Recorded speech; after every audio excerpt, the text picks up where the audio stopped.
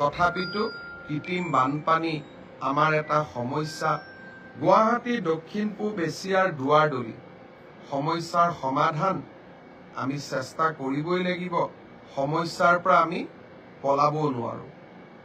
চেষ্টা অব্যাহত থাকিব। অহাকালি আৰু এটা আনন্দৰ দিন। নিৰ্বাচনৰ সময়ত আমি বিভিন্নজনৰ ঘৰত সমীক্ষা পত্ৰ পঠিয়াইছিলোঁ যে আপোনাৰ ঘৰৰ ছোৱালীজনীয়ে এইবাৰ নতুনকৈ ফাৰ্ষ্ট ইয়াৰত এডমিশ্যন ল'ব নেকি। নিৰ্বাচনৰ সময়ত মই ফৰ্মখিনি এইকাৰণেই পঠাইছিলোঁ, পৰীক্ষাৰ ৰিজাল্ট দিয়া নাছিল। গাৰ্জেনসকল যাতে আশ্বস্ত হয়, এইবাৰ ছোৱালীজনীৰ পঢ়াৰ দায়িত্ব মামাই ল'ব। ছোৱালীজনীক কম বয়সতে বিয়া দিব নালাগে। তাই মেট্ৰিক পাছ কৰিছে, বিয়াৰ দৰা নিবিচাৰিব, তাইৰ কাৰণে কলেজ এখন বিচাৰক। হায়াৰ ছেকেণ্ডাৰী পাছ কৰিছে, বিয়াৰ দৰা নিবিচাৰিব, কলেজ এখন বাছক। আজি সেই প্ৰতিশ্ৰুতি পালন কৰাৰ সময় আহি পৰিল। অহাকালি আমি নিযুত মইনা আঁচনি আৰম্ভ কৰিম। নিযুত মইনা মানে কি? অৰ্থাৎ 10 লাখ মইনাক আমি এই আঁচনিখন দিম। এই বছৰ প্ৰায় 3 লাখ, অহা বছৰ 3 লাখ, তাৰ পিছৰ বছৰ 3 লাখ। 10 লাখ ছোৱালীক বা আমাৰ ভাগিনীক আমি এই আঁচনি দিম।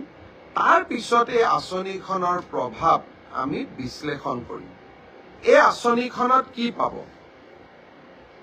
উচ্চতৰ মাধ্যমিক যিসকলে প্ৰথম বৰ্ষত নামভৰ্তি কৰিছে, তেওঁলোকে চৰকাৰৰ পৰা 1000 টকা পাব।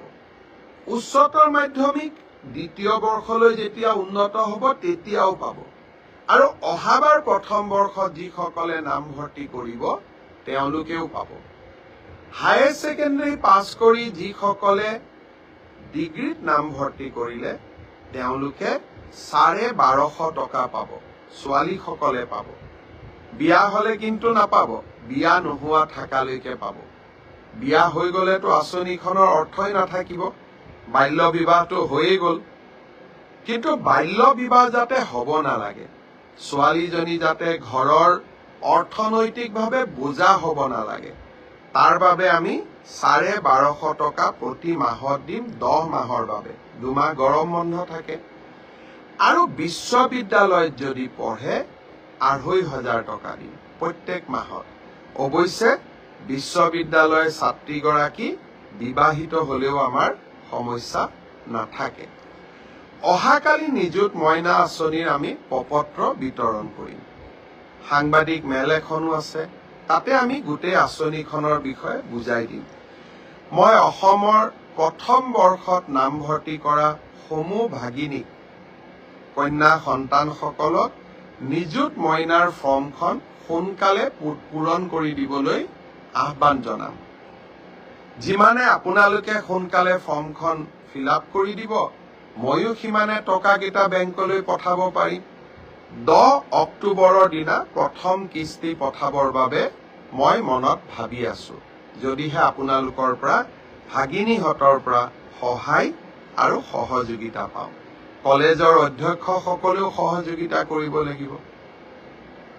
হায়াৰ ছেকেণ্ডাৰী ছেকেণ্ড ইয়াৰত পঢ়া ছোৱালীসকলক মই এতিয়াই কওঁ, অহাবাৰ যেতিয়া তোমালোকে ডিগ্ৰী ফাৰ্ষ্ট ইয়াৰত নাম লগাবা বা ডিগ্ৰী থাৰ্ড ইয়াৰত পঢ়ি থকা ছোৱালীসকলক কম,